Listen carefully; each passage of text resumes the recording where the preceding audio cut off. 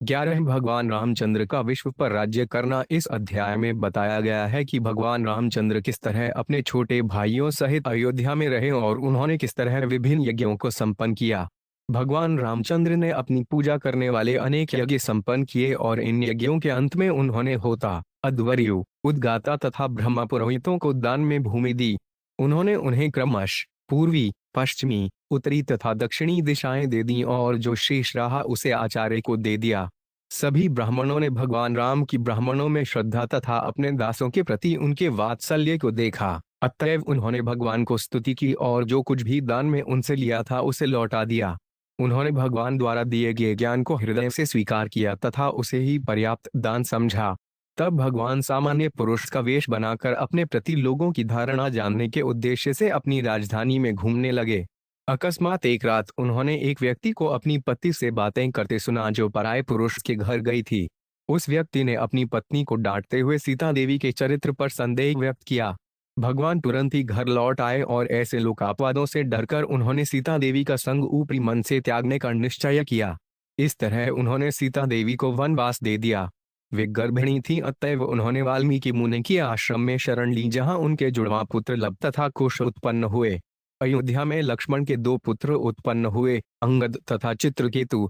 इसी तरह भरत के तक्ष तथा पुष्कल और शत्रुघ्न के भी 2 पुत्र सुबाहु तथा श्रुतसेन उत्पन्न हुए। जब भगवान रामचंद्र की ओर से भरत विभिन्न देशों पर विजय प्राप्त करने के लिए गए तो वे लाखों गंधर्वों से लड़े। उन्हें युद्ध में मारकर उन्होंने अपार संपत्ति प्राप्त की जिसे वे घर ले आए। शत्रुघ्न ने मधुवन में लवण नामक असुर को मारा और मथुरा को राजधानी बनाया। तभी सीता देवी अपने दोनों पुत्रों को वाल्मीकि के संरक्षण में छोड़कर पृथ्वी में समा गईं। यह समाचार पाकर रामचंद्र जी अत्यंत दुखी हुए और उन्होंने 13,000 वर्षों तक यज्ञ किया। इस तरह शुकदेव गोस्वामी भगवान रामचंद्र के तिरोधान की लीला का वर्णन करके और यह सिद्ध करके कि भगवान केवल अपनी लीलाओं के लिए प्रकट होते हैं, इस अध्याय का समापन रामचंद्र के कार्यकलापों के सुनने का फल बताकर और भगवान के द्वारा प्रजा की रक्षा तथा अपने भाइयों के प्रति प्रेम प्रदर्शन के वर्णन से करते हैं। श्री शुक उवाच भगवान आत्मन राम उत्तम कल्पक्य सर्वदेवमयम देवमी जैनथाचार्यवान मसत्रय। 1। शुकदेव गोस्वामी ने कहा, तत्पश्चात भगवान रामचंद्र ने एक आचार्य स्वीकार करके श्रेष्ठ साज सामान सहित बड़ी धूमधाम से यज्ञ संपन्न किए। इस तरह उन्होंने स्वयं ही अपनी पूजा की क्योंकि वे सभी देवताओं के परमेश्वर हैं। तात्पर्य सर्वाहणम अच्युतेज्या, यदि अच्युत पूजे जाते हैं तो हर एक की पूजा हो जाती है। जैसा कि श्रीमद् भागवत में 31 अप्रैल 14 में कहा गया है, यथा तरोसुल निषेचनी तृप्यन्ति तत्स्कंधधुजो शाखा प्राणोपहमयाचेत धेन्द्रियाणा तैव सर्वारहणमच्युतेज्या। जिस तरह वृक्ष की जड़ को सींचने से तना, डालें तथा पतियों को जीवनदान मिलता है और जिस तरह उदर को भोजन देने से शरीर की इंद्रियां अंग प्रत्यंग जीवित रहते हैं, उसी प्रकार भगवान की पूजा से भगवान के अंशरूप देवता प्रसन्न होते हैं। यज्ञ संपन्न करने का अर्थ है भगवान की पूजा करना। यहाँ पर भगवान ने भगवान की पूजा की, अतएव कहा गया है भगवान आत्मान लीजिए। भगवान ने अपने द्वारा अपनी पूजा की, किंतु इससे इस मायावाद दर्शन की पुष्टि नहीं होती जिसके अनुसार मनुष्य अपने को भगवान मानता है। जीव भगवान से सदैव भिन्न होता है। विभिन्न अंश कभी भी भगवान नहीं होते, यद्यपि कभी कभी मायावादी भगवान द्वारा की गई अपनी पूजा का अनुकरण करते हैं। भगवान कृष्ण हर प्रातः गृहस्थ के रूप में अपने आप का ध्यान करते थे और इसी तरह भगवान रामचंद्र ने स्वयं को तुष्ट करने के लिए यज्ञ संपन्न किए। किंतु इसका अर्थ यह नहीं होता कि सामान्य व्यक्ति अहंग्रह उपायना विधि के अनुसार भगवान का अनुकरण करे। यहाँ पर ऐसी अवैध पूजा की संस्तुति नहीं की गई। होत्रे उदाह्ये प्राची बर्हाने दक्षिणा प्रभु अध्वर्य प्रत्यय व उत्तरा सामगाय से। 2। भगवान रामचंद्र ने होता पुरोहित को संपूर्ण पूर्व दिशा, ब्रह्मा पुरोहित को संपूर्ण दक्षिण दिशा, अध्वर्यु पुरोहित को पश्चिम दिशा और संवेद के गायक उद्गाता पुरोहित को उत्तर दिशा दे दी। इस प्रकार उन्होंने अपना सारा सब राज्य दे डाला। आचार्याय ददौ शेषा यावती भूस्तदंतरा मयमान इदमन कृत्स्थ ब्राह्मणों 5 हति निहस्प्रिय है। 3। तत्पश्चात यह सोचकर कि ब्राह्मण लोग निष्काम होते हैं, अतएव उन्हें ही सारे जगत का स्वामी होना चाहिए, भगवान रामचंद्र ने पूर्व, पश्चिम, उत्तर तथा दक्षिण के बीच की भूमि आचार्य को दे दी। इत्यय अंतर्लडार्वा सोभ्याम वशेषित तथा रागयप्य वैदेही सौमडुल्यावशेषिता। 4। ब्राह्मणों को सर्वस्व दान देने के बाद भगवान रामचंद्र के पास केवल उनके निजी वस्त्र तथा आभूषण बचे रहे और इसी तरह रानी सीता देवी के पास उनकी नथुनी के अतिरिक्त कुछ भी शेष नहीं रहा। ते तु ब्राह्मण देवस्य वात्सल्य वीक्ष्य संस्तुतम प्रीता क्लिन्नध्यस्तस प्रत्यपिद्वन बभाषिर 5। यज्ञ कार्य में संलग्न सारे ब्राह्मण भगवान रामचंद्र से अत्यधिक प्रसन्न हुए क्योंकि वे ब्राह्मणों के प्रति अत्यंत वत्सल एवं अनुकूल थे। अतः उन्होंने द्रवित होकर दान में प्राप्त सारी संपत्ति उन्हें लौटा दी और इस प्रकार बोले। तात्पर्य: पिछले अध्याय में कहा जा चुका है कि प्रजा दृढ़ता के साथ वर्णाश्रम धर्म का पालन करती थी। ब्राह्मण लोग ब्राह्मणों की भांति ठीक तरह से कर्म करते थे और क्षत्रियजन बिल्कुल क्षत्रियों की तरह इत्यादि। अतएव जब भगवान रामचंद्र ने ब्राह्मणों को दान में अपना सर्वस्व दे डाला तो योग्य तथा चतुर ब्राह्मणों ने विचार किया कि ब्राह्मण समुदाय संपत्ति प्राप्त करके उससे लाभ कमाने के लिए नहीं बना है। ब्राह्मणों के गुण भगवद गीता 18.42 में दिए गए हैं। शगोदमस्तपः शांतिरर्जवमेव च ज्ञान विज्ञानमास्तिक्य ब्रह्मकर्म स्वभाव जय। शांत स्वभाव, आत्मसंयम, तपस्या, शुद्धता, सहनशीलता, ईमानदारी, ज्ञान, बुद्धिमत्ता तथा धार्मिकता ये गुण हैं जिनके द्वारा ब्राह्मण कर्म करते हैं। ब्राह्मणों के चरित्र में भूस्तरामी बनने तथा प्रजा पर शासन करने के लिए कोई गुंजाइश नहीं है। ये तो क्षत्रियों के कर्म हैं। अतएव भले ही ब्राह्मणों ने भगवान रामचंद्र द्वारा प्रदत्त दान को अस्वीकार न किया हो, किंतु स्वीकार करने के बाद उन्होंने उसे राजा को लौटा दिया। ब्राह्मण समुदाय अपने प्रति भगवान के वात्सल्य से इतना प्रसन्न था कि उनके हृदय द्रवित हो उठे। उन्होंने देखा कि श्री राम भगवान होने के अतिरिक्त योग्य क्षत्रिय थे और उनका चरित्र आदर्श था। क्षत्रिय का एक गुण है दानशीलता। क्षत्रिय या शासक प्रजा से जो कर वसूल करता है वे अपनी निजी इंद्रिय तृप्ति के लिए नहीं करता अपितु सुपात्रों को दान देने के लिए करता है। ज्ञानैश्चर्षा वह एक और क्षत्रियों में शासन करने की प्रबल प्रवृत्ति रहती है, किंतु दूसरी ओर वे अत्यंत उदार दानी होते हैं।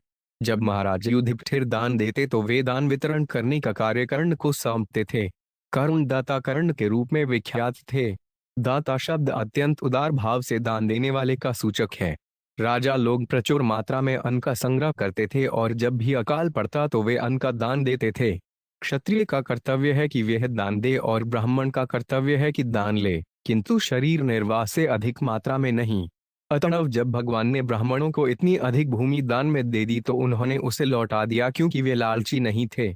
अप्रताव नस्तो वाक्यनु भगवान भुवनशेव्र यनो 5 तैद्यान्वेषितमुहंसि स्वरोचिषा 6। हे प्रभु, आप सारे विश्व के स्वामी हैं। आपने हमें क्या नहीं दिया है? आपने हमारे हृदयों में प्रवेश करके अपने तेज से हमारे अज्ञान के अंधकार को दूर किया है। यही सबसे बड़ा उपहार है। हमें भौतिक दान की आवश्यकता नहीं है। तात्पर्य: जब ध्रुव महाराज को भगवान द्वारा वर दिया जा रहा था तो उन्होंने कहा, हे प्रभु, मैं पूर्ण रूपेण संतुष्ट हूँ। मुझे किसी प्रकार के भौतिक वर की आवश्यकता नहीं है। इसी प्रकार जब प्रहलाद महाराज को नृसिंह देव वर दे रहे थे तो उन्होंने भी उसे लेने से इमना कर दिया और यह घोषित किया कि भक्त को उस वणिक अर्थात बनिए की तरह नहीं होना चाहिए जो किसी लाभ के बदले कोई चीज देता है। जो व्यक्ति किसी लाभ के लिए भक्त बनता है वह शुद्ध भक्त नहीं है। भगवान सदा से ब्राह्मणों को उनके हृदय में प्रकाश देते रहे हैं। सर्वस्य चाहदी सत्रिविष्टो मत स्मृत ज्ञानिपोहनैव च। क्योंकि ब्राह्मण तथा वैष्णव सदा से भगवान से मार्गदर्शन पाते रहे हैं अतएव वे भौतिक संपदा के कभी भी लालची नहीं रहे। जितने से उनका काम चल जाता है वे उतना ही रखते हैं। वे विस्तृत साम्राज्य की कामना नहीं करते। इसका एक उदाहरण वामनदेव द्वारा प्रस्तुत किया गया था। ब्रह्मचारी के रूप में वामनदेव ने केवल 3 पग भूमि चाही थी। अपनी इंद्रिय तृप्ति के लिए अधिकाधिक की चाह करना निरा अज्ञान है। ब्राह्मण या वैष्णव के हृदय में इस अज्ञान का स्पष्ट अभाव रहता है। नपो ब्रहाण यज्ञदेवाय रामाया कुंठमिद से उत्तमय लोकथुर्यायस्तदंडार्पिताड्शे 7। हे प्रभु, आप भगवान हैं और आपने ब्राह्मणों को अपना आराध्य देव स्वीकार किया है। आपका ज्ञान तथा स्मृति कभी चिंताग्रस्त नहीं होते। आप इस संसार के सभी विख्यात पुरुषों में प्रमुख हैं और आपके चरणों की पूजा अदंडनीय मुनियों द्वारा की जाती है। हे भगवान रामचंद्र, हम आपको सादर नमस्कार करते हैं। कदाचिलोक जिज्ञासुर्गुधोराज्याम लक्षित चरण वाचो 5 श्रोणुद्रामो भार्यामुदिश्य कस्यचित 8। सुखदेव गोस्वामी ने आगे कहा, एक बार जब भगवान रामचंद्र रात्रि में किसी को बताए बिना वेश बदलकर छिपकर अपने विषय में लोगों का अभिमत जानने के लिए घूम रहे थे तो उन्होंने एक व्यक्ति को अपनी पत्नी सीता देवी के विषय में अनुचित बातें कहते सुना। नाहन बिभर्मित्वान् दृष्टाम सत्ती परवेश मगाम स्त्रेणोहि बिभूयात् सीता रामो नाग भजे पुनः। नौ, वह व्यक्ति अपनी कुलटा पत्नी से कह रहा था, तुम दूसरे व्यक्ति के घर जाती हो, अतएव तुम कुलटा तथा दूषित हो। अब मैं और अधिक तुम्हारा भार नहीं वहन कर सकता। भले ही रामचंद्र जैसा स्त्री भक्त पति सीता जैसी पत्नी को स्वीकार कर ले, मैं उनकी तरह स्त्री भक्त नहीं हूँ, अतएव मैं तुम्हें फिर से नहीं रख सकता। इति लोकाहु मुखाइराराध्याद संविदय पत्याभितेनसा त्यक्ता प्राप्ता प्राचेत साश्रमम्। 10। सुखदेव गोस्वामी ने कहा, अल्पज्ञ तथा घृणित चरित्र वाले व्यक्ति अनप्रशंत बकते रहते हैं। ऐसे धूर्तों के भय से भगवान रामचंद्र जी ने अपनी पत्नी सीता देवी का परित्याग किया, यद्यपि वे गर्भिणी थीं। इस तरह सीता देवी वाल्मीकि मुनि के आश्रम में गईं। अंतर्वल्यागते काले यमौसा सुषुवे सुतौ कुशोलविति ख्यातो अंतयोश्व के क्रिया मुनि। 11। समय आने पर गर्भवती सीता देवी ने जुड़वा पुत्रों को जन्म दिया जो बाद में लव तथा कुश नाम से विख्यात हुए। उनका जात कर्म संस्कार वाल्मीकि मुनि द्वारा संपन्न हुआ। अड्भदशनित्र केतुश्च लक्ष्मण स्यात्मजौ स्मरितो तक्षय पुष्कल इत्यास्ता भरतस्य महीपते। 12। है महाराज परीक्षित, लक्ष्मण जी के 2 पुत्र हुए जिनके नाम अंगद और चित्रकेतु थे, और भरत जी के भी 2 पुत्र हुए जिनके नाम तक्ष तथा पुष्कल थे। सुबाहु श्रुतसेनश्व शत्रुघ्नस्य बभूवतु गंधर्वान् कोटिशो जघ्ने भरतो विजय दिशाम तदीयं धर्मान्य सर्वरागे न यवेदयत्। 13। जनरुस्नज मधुपुत्र लवणवान नाम राक्षसम हठवा मथुव ने चक्रे मध्यथुरा नाम वैपुरीम। 94। शत्रुघ्न के सुबाहु तथा श्रुतसेन नामक 2 पुत्र हुए। जब भरत जी सभी दिशाओं को जीतने गए तो उन्हें करोड़ों गंधर्वों का वध करना पड़ा जो सामान्यतः कपटी होते हैं। उन्होंने उनकी सारी संपत्ति छीन ली और उसे लाकर भगवान रामचंद्र को अर्पित कर दिया। शत्रुघ्न ने भी लवण नामक एक राक्षस का वध किया जो मधु राक्षस का पुत्र था। इस तरह उन्होंने मधुवन नामक महान जंगल में मथुरा नामक पुरी की स्थापना की। मुनो निश्चित सीता भर्तरा विवासिता ध्यायन्ति राम न चरणों विवर प्रविवेश। 15। अपने पति द्वारा परित्यक्ता सीता देवी ने अपने दोनों पुत्रों को वाल्मीकि मुनि की देखरेख में छोड़ दिया। तत्पश्चात भगवान रामचंद्र के चरण कमलों का ध्यान करती हुई वे पृथ्वी में प्रविष्ट होगी। तात्पर्य, सीता देवी के लिए रामचंद्र से बिछुड़कर रह पाना असंभव था, अतएव वे अपने दोनों पुत्रों को वाल्मीकि मुनि के संरक्षण में छोड़कर पृथ्वी में समा गई। तछूत्वा भगवात्रामोरुन्धनप्यध्या शुक्त स्मरंस्तस्था गुणांस्तान स्थानाशक्नोद्रोद्भुमशीर। 16। सीता देवी के पृथ्वी में प्रविष्ट होने का समाचार सुनकर भगवान निश्चित रूप से दुखी हुए। यद्यपि वे भगवान हैं, किंतु सीता देवी के महान गुणों का स्मरण करके वे दिव्य प्रेमवश अपने शौक को रोक न सके। तात्पर्य, सीता देवी द्वारा पृथ्वी में प्रवेश करने के समाचार से उत्पन्न भगवान राम के शौक को भौतिक नहीं मानना चाहिए। आध्यात्मिक जगत में भी विरह भाव होते हैं, किंतु ऐसे भावों को आध्यात्मिक आनंद माना जाता है। वियोग जनित शौक तो ब्रह्म में भी पाया जाता है, किंतु आध्यात्मिक जगत में ऐसे वियोग भावों को आनंदमय माना जाता है। ऐसा भाव तय प्रेम वशत्व स्वभाव का लक्षण माना जाता है और यह वादिनी शक्ति के प्रभाव में रहता है तथा प्रेम द्वारा नियंत्रित होता है। भौतिक जगत में ऐसे वियोग भाव केवल विकृत प्रतिबिंब होते हैं। स्नृपुं प्रसकेता सर्वत्र त्रास्मावा अपीश्चराना किमुत ग्राम्यस्य गृह्यजेतस। 17। स्त्री तथा पुरुष अथवा नर और मादा के मध्य आकर्षण हर जगह और हर समय पाया जाता है, जिससे हर व्यक्ति सदा भयभीत रहता है। यहाँ तक कि ब्रह्मा तथा शिव जी जैसे नियंताओं में भी ऐसी भावनाएं पाई जाती हैं और उनके लिए भी ये भय के कारण है। तो फिर उन लोगों के विषय में क्या कहा जाए जो इस भौतिक जगत में गृहस्थ जीवन के प्रति आसक्त हैं।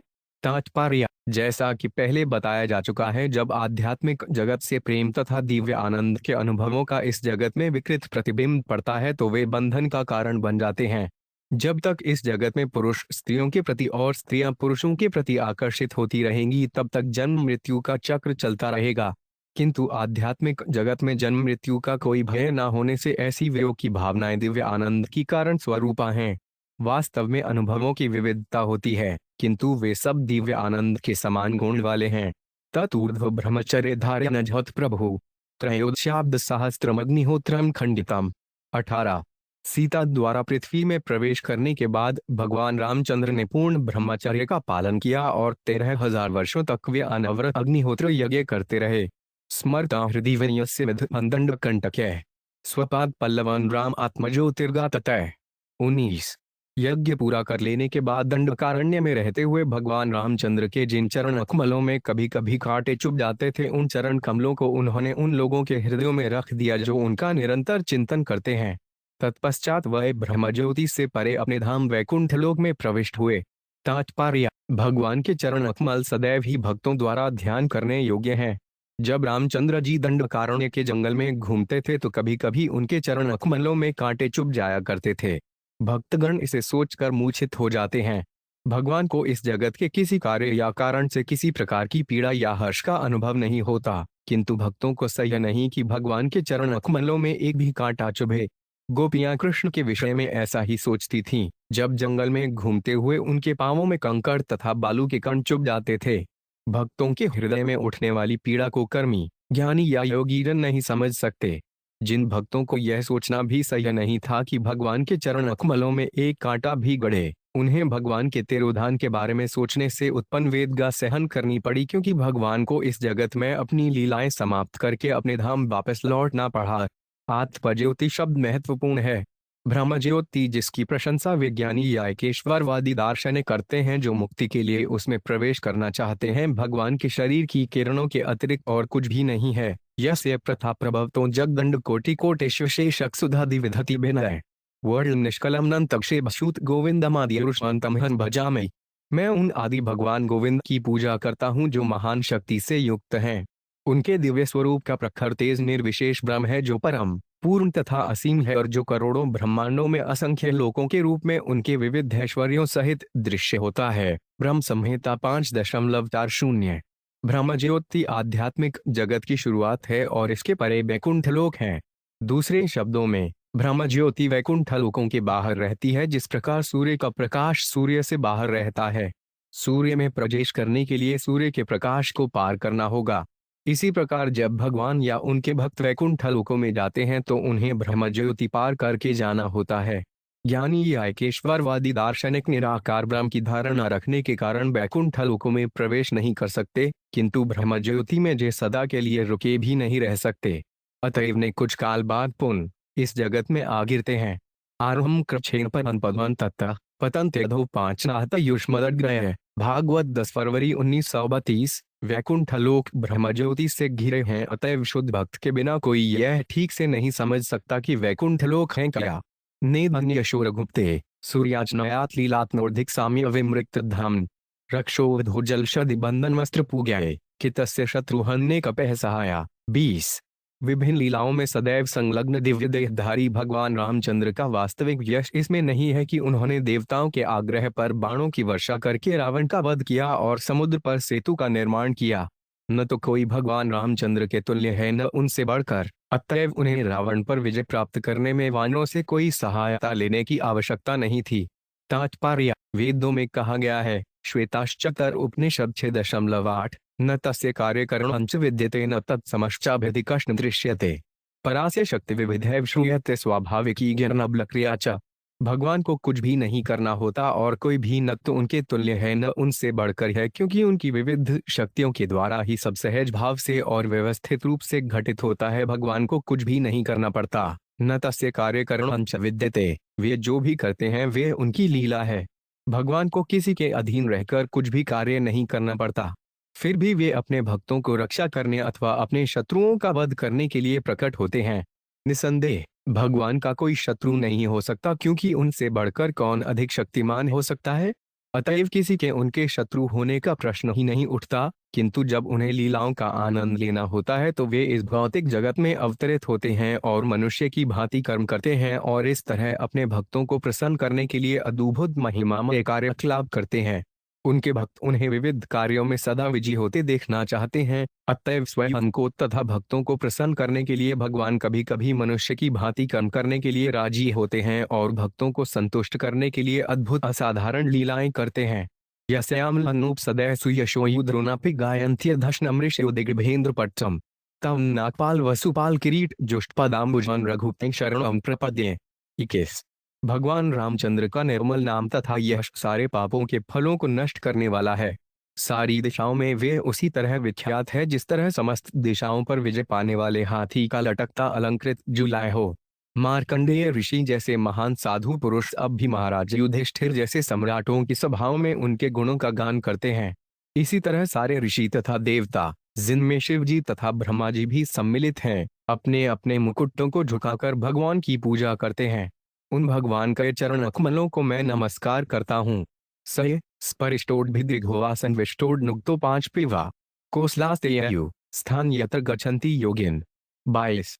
भगवान रामचंद्र अपने धाम को लौट आए जहां भक्त योगी जाते हैं। यही वह स्थान है जहां अयोध्या के सारे निवासी भगवान को उनकी प्रकट लीलाओं में नमस्कार करके, उनके चरण कमलों का स्पर्श करके, उन्हें पितृतुल्य राजा मानकर, उनकी बराबरी में बैठकर या लेटकर या मात्र उनके साथ रहकर उनकी सेवा करने के बाद वापस गए। तात्पर्य: भगवान भागवत गीता 4.9 कहते हैं, जन्म कर्म च मेधि व्यय एवं वेति तत्वत् त्यक्त्वा देह पुनर्जन्य नैति मामेति 105 जून। जो मेरे प्राकट्य की दिव्य प्रतीत तथा मेरे कार्यकलापों को जानता है वे इस शरीर को त्यागने के बाद इस भौतिक जगत में फिर से जन्म नहीं लेता, अपितु हे अर्जुन, वह मेरे नित्य धाम को प्राप्त होता है। यहाँ इसकी पुष्टि हुई है। अयोध्या के सारे निवासी जिन्होंने प्रजा के रूप में भगवान रामचंद्र का दर्शन किया, दास रूप में उनकी सेवा को, उनके साथ मित्र या अन्य रूप में बैठे बोले या उनके शासनकाल में उपस्थित थे, वे सभी भगवधाम वापस गए। जिस भक्त को भक्ति पूर्ण होती है वह इस शरीर को त्यागकर उस विशेष ब्रह्मांड में प्रवेश करता है जहां भगवान रामचंद्र या भगवान कृष्ण अपनी लीलाओं में व्यस्त रहते हैं। तब उस प्रकट लीला में विभिन्न पदों पर रहकर भगवान की सेवा करना सीखकर भक्त अंत में सनातन धाम पहुंचता है। भगवद गीता में इस सनातन धाम का भी उल्लेख मिलता है। परस्तस पातु भावो 5 व्यक्तो 5 व्यक्तात् सनातन। जो भगवान की नित्य लीलाओं में प्रवेश पा जाता है वे नित्य लीला प्रविष्ट कहलाता है।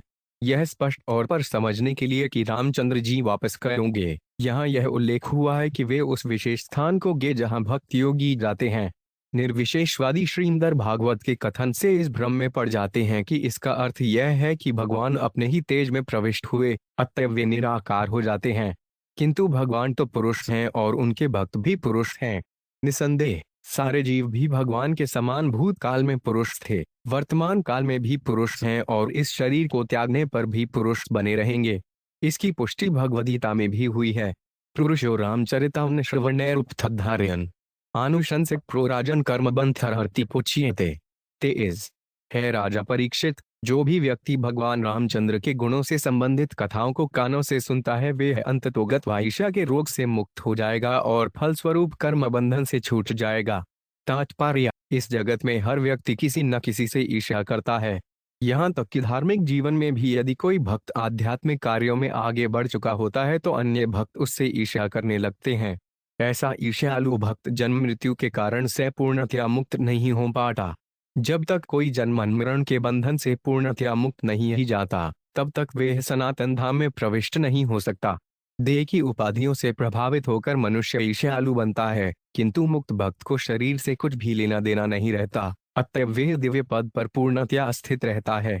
भक्त किसी से भी ईर्ष्या नहीं करता, यहाँ तक कि अपने शत्रु से भी नहीं, क्योंकि भक्त यह जानता है कि भगवान उसके परम रक्षक हैं, अतएव वे सोचता है तथाकथित शत्रु मेरा क्या बिगाड़ सकता है। इस तरह भक्त अपनी सुरक्षा के बारे में आश्वस्त रहता है। भगवान कहते हैं, ये यथा मां प्रपद्यन्ते तस्तैव भजाम्यहम्। जो जिस अनुपात में मेरी शरण में आता है उसी के अनुसार मैं उसकी रक्षा करता हूँ। अतएव भक्त को पूर्णतया ईर्ष्या विहीन होना चाहिए और विशेष रूप से अन्य भक्तों से उनसे ईर्ष्या करना महान अपराध है और यह वैष्णव अपराध कहलाता है। जो भक्त निरंतर श्रवण कीर्तन में लगा रहता है वे निश्चित रूप से ईर्ष्या रोग से मुक्त हो जाता है और इस तरह भगवधाम जाने का पात्र बन जाता है। श्री राजोवाच कृतहंस भगवत रामो भ्रातृन्वस्वमात्मन् तमिन्वा ते उन्वर्तन्त प्रजा पौराश्चीश्वर। 24। महाराज परीक्षित ने सुखदेव गोस्वामी से पूछा, भगवान ने स्वयं किस तरह का बर्ताव किया और अपने विस्तार अंश स्वरूप अपने भाइयों के साथ कैसा बर्ताव किया और उनके भाइयों ने तथा अयोध्या वासियों ने उनके साथ कैसा बर्ताव किया। श्री भद्रार्यान रुबाच अधादिश दिग्विजय भ्रातृस्वृभो भनेर आत्मान दर्शयन स्वान आपुरी मैक्षत सानुग। 275। सुखदेव गोस्वामी ने उत्तर दिया, अपने छोटे भाई भरत के आग्रह पर राज सिंहासन स्वीकार करने के बाद भगवान रामचंद्र ने अपने छोटे भाइयों को आदेश दिया कि वे बाहर जाकर सारे विश्व को जीते, जबकि वे स्वयं राजधानी में रहकर सारे नागरिकों तथा प्रासाद के वासियों को दर्शन देते रहे तथा अपने अन्य सहायकों के साथ राजकाज की निगरानी करते रहे। तात्पर्य: भगवान अपने किसी भक्त या सहायक को इंद्रिय तृप्ति में तल्लीन रहने की अनुमति नहीं देते। भगवान रामचंद्र जी के छोटे भाई महल में भगवान के दर्शनों का आनंद ले रहे थे, किंतु भगवान ने उन्हें आदेश दिया कि वे बाहर जाकर सारे विश्व को जीतें। ऐसी प्रथा थी, और आज भी कहीं कहीं है, कि अन्य सारे राजा सम्राट की श्रेष्ठता स्वीकार करें। यदि किसी छोटे राज्य का राजा सम्राट की श्रेष्ठता को स्वीकार नहीं करता था तो युद्ध होता था और उसे सम्राट की अधीनता स्वीकार करनी होती थी, अन्यथा सम्राट के द्वारा पूरे देश में शासन चला पाना संभव नहीं हो सकता था। भगवान रामचंद्र ने अपने भाइयों को बाहर जाने के लिए आज्ञा देकर उनके साथ दया दिखलाई। वृंदावन में रहने वाले अनेक भगवत भक्तों ने व्रत ले रखा है कि वे कृष्ण भावनामृत का प्रचार करने के लिए वृंदावन नहीं छोड़ेंगे, किंतु भगवान का कहना है कि कृष्ण भावनामृत सारे विश्व में प्रत्येक गांव और प्रत्येक नगर में प्रसारित हो। भगवान चैतन्य महाप्रभु का यह खुला आदेश है, पृथ्वीते अच्छे यत्नज्ञ ग्राह्य सर्वत्र प्रचार है अम्बे पूर्णाप। अतएव शुद्ध भक्त को भगवान के आदेश का पालन करना चाहिए, न कि एक ही स्थान में बंधे रहकर इंद्रिय तृप्ति में लगे रहना चाहिए और यह सोचकर गर्वित नहीं होना चाहिए कि वह वृंदावन नहीं छोड़ेगा और एकांत में कीर्तन करेगा और वह महान भक्त बन जाएगा। भक्त को तो भगवान के आदेश को पूरा करना चाहिए।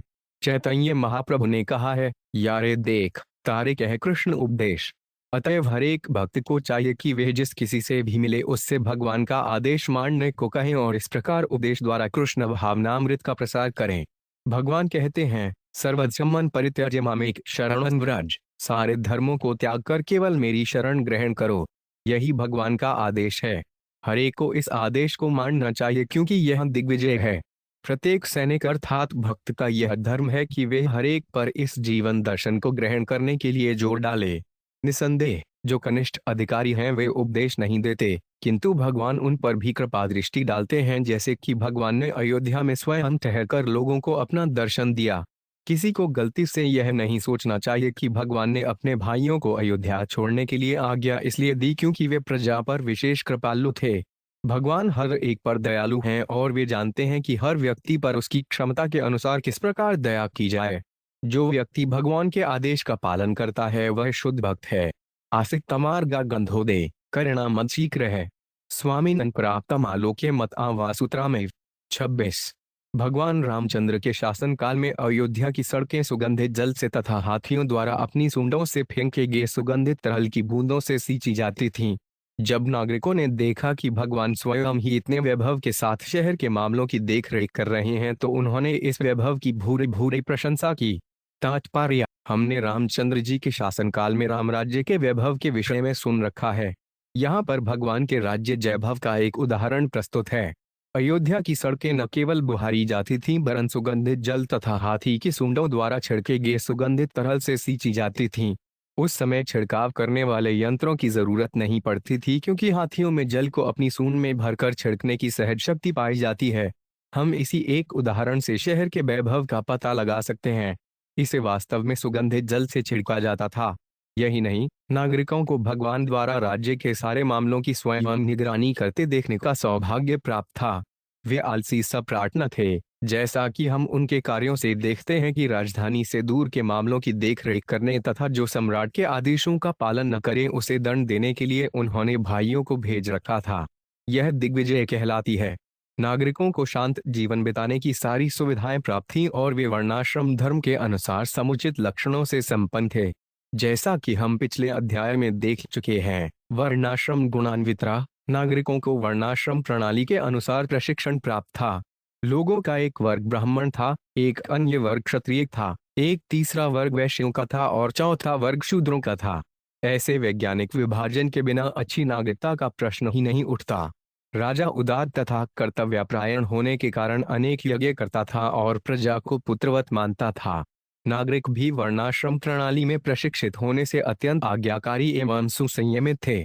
संपूर्ण राजतंत्र इतना वैभवशाली तथा शांत था कि सरकार सड़कों पर भी सुगंधित जल का छिड़काव करा सकती थी। अन्य व्यवस्था की बात तो छोड़ दें, क्योंकि सारी नगरी में सुगंधित जल से छिड़काव हुआ था। अतएव हम अनुमान लगा सकते हैं कि अन्य मामलों में वे कितनी वैभवशाली थी। तो भला भगवान रामचंद्र के राज्य में लोग सुखी क्यों न रहे होंगे। प्रासाद गोपुर सभाचित देवगृहादिषु विन्यस्ताहिम कलशः पताकाभिषमंडितामु। 27। सारे महल, महलों के द्वार, सभाभवन, चबूतरे, मंदिर तथा अन्य ऐसे स्थान सुनहरे जलव पात्रों, कलजशों से सजाए और विभिन्न प्रकार की झंडियों से अलंकृत किए जाते थे। पुगे सवंतैरंभा भी, पदिका भी, सुवासाम आदर्शरे शुकहस्त्रश भी, कृत कौतुक तोरणाम। 28। जहाँ कहीं भगवान रामचंद्र जाते, वहीं केले के वृक्षों तथा फल फूलों से युक्त सुपारी के वृक्षों से स्वागत द्वार बनाए जाते थे। इन द्वारों को रंग बिरंगे वस्त्र से बनी पताकाओं, बंधनवारों, दर्पणों तथा मालाओं से सजाया जाता था। तमपेयुस तत्र तत्र पौराणपण आशिषो युयुजुर्देव पाहिमा प्राकत्वयोधृताम। 29। भगवान रामचंद्र जहाँ कहीं भी जाते, लोग पूजा की सामग्री लेकर उनके पास पहुँचते और उनके आशीर्वाद की याचना करते। वे कहते, हे प्रभु, जिस प्रकार आपने अपने सुकर अवतार में समुद्र के नीचे से पृथ्वी का उद्धार किया, उसी तरह अब आप उसका पालन करें। हम आपसे यही आशीष मांगते हैं। ततः प्रजावीक्ष पते चिरागताम दिहाशयोत्पुष्टगृहा स्त्रियो नरा आयरुह्यहर्म्यान्यरविंदलोचन कुसुमैर्वाकिरन। 30। तत्पश्चात दीर्घ काल से भगवान का दर्शन न किए रहने से नर तथा नारी उन्हें देखने के लिए अत्यधिक उत्सुक होकर अपने अपने घरों को त्याग कर महलों की छतों पर चढ़ गए। कमलयन भगवान रामचंद्र के मुखमंडल का दर्शन करके न अघाने के कारण वे उन पर फूलों की वर्षा करने लगे। अथ प्रविष्ट स्वगृहं जुष्ट स्वह पूर्वराज भी अनंताखिल कोशाड्यम नरध्योरुप्रीछदम। 35। विद्युमोदुम भरद्वार्यावैन्दूर्यस्तंभजड भी स्थलैर्मार्कतः स्वच्छैर्षराजत् स्फटिक भित्ति भी। 32। चित्रस्नश भी पट दिकाभिवासो मणिगणा शुक्य मुक्ता फलैश्विदुलासय कांत कामोपति भी। 33। धूप दीपय सुरभिर्मणिताम पुष्पमंडनय स्त्रीपुंभी सुरसठ भाषैर जुष्ट भूषण भूषण है। 34। तत्पश्चात भगवान रामचंद्र अपने पूर्वजों के महल में गए। इस महल के भीतर विविध खजाने तथा मूल्यवान अलमारियां थीं। प्रवेश द्वार के दोनों ओर की बैठकें मूंगे से बनी थीं। आंगन बैदूर्य मणि के खंभों से घिरा था। फर्श अत्यधिक पालिश की हुई मरकतमणि से बनी थी और नींव संगमरमर की बनी थी। सारा महल झंडियों तथा मालाओं से सजाया गया था एवं मूल्यवान चमचमाते मणियों से अलंकृत किया गया था। महल पूरी तरह मोतियों से सजाया गया था और धूप दीप से घिरा था। महल के भीतर के स्त्री पुरुष देवताओं के समान थे और वे विविध आभूषणों से अलंकृत थे। ये आभूषण उनके शरीरों में पहने जाने के कारण सुंदर लग रहे थे। तस्मिन् भगवत राम स्निग्धया प्रियेष्टया रयमेश्वरामधीरा नामृष भय सीत्यकिल। 375। श्रेष्ठ विद्वान पंडितों में अग्रणी भगवान रामचंद्र ने उस महल में अपनी हादिनी शक्ति सीता देवी के साथ निवास किया और पूर्ण शांति का भोग किया।